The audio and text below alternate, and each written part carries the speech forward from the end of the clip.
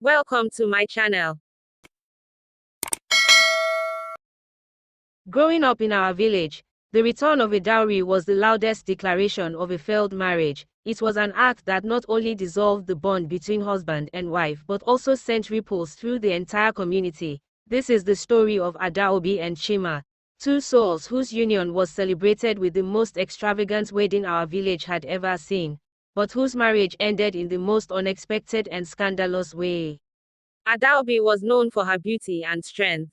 She came from a respected family, and her father, Eze, was a man of great wisdom. Chima, on the other hand, was a young farmer, loved by everyone for his hard work and humility. When their engagement was announced, it was as if the gods had smiled upon them. It seemed perfect, the match everyone in the village had hoped for. The wedding was grand. People traveled from neighboring villages to witness the union. It was said that Chima paid the highest dowry ever recorded, showering Adaobi's family with gifts, money, and cattle. The elders were pleased, and the villagers whispered about the many children they would raise, strong and wise, blessed by the gods.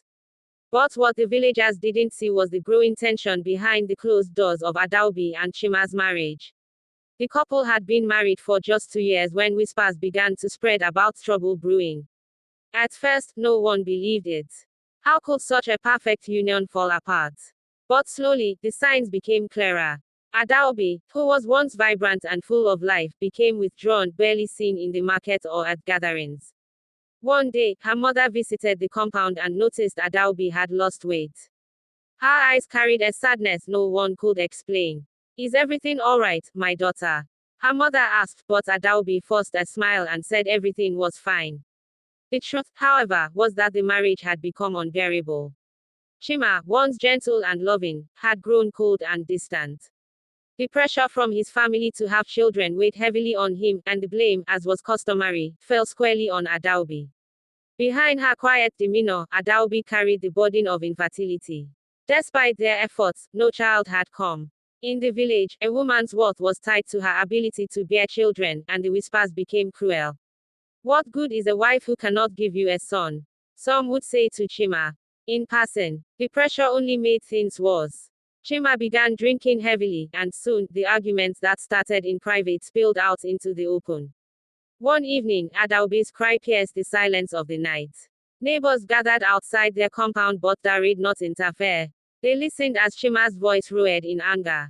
That night, Adaobi fled to her father's house, bruised not only physically but emotionally. The next morning, her father, Eze, visited Chima's family to resolve the issue, but instead of reconciliation, things escalated. After weeks of mediation, it was clear that the marriage could not be saved. Chima, pressured by his family, demanded his dowry back, a move that shocked the village.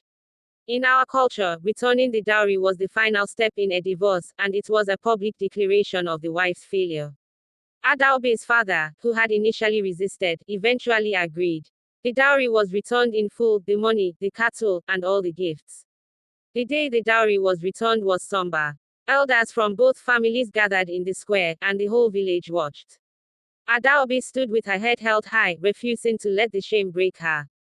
Chima, on the other hand, looked hollow. The act of returning the dowry was not just about money or gifts, it symbolized the erasure of their marriage, as if it had never existed. It wasn't until months after the divorce that the full truth came to light.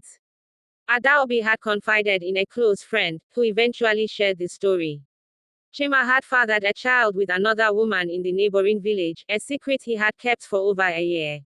His coldness towards Adaobi had been born out of guilt and shame, knowing he had betrayed her and could never admit it. The pressure from his family to have children was merely a convenient excuse. The village was stunned. The perfect union they had celebrated was built on lies. Adaobi, who had endured the shame of infertility, had been wronged in the worst way possible. When the truth emerged, the village's perception shifted. Adaobi was no longer seen as the wife who had failed but as the woman who had been wronged. People began to sympathize with her, and many distanced themselves from Chima. Despite the hardship, Adaobi found strength. She moved away from the village and started a new life in the city, where she became a successful businesswoman. She remarried a few years later and was blessed with 2 children. Her story became one of resilience, a tale of a woman who rose above the shame and judgment of a failed marriage.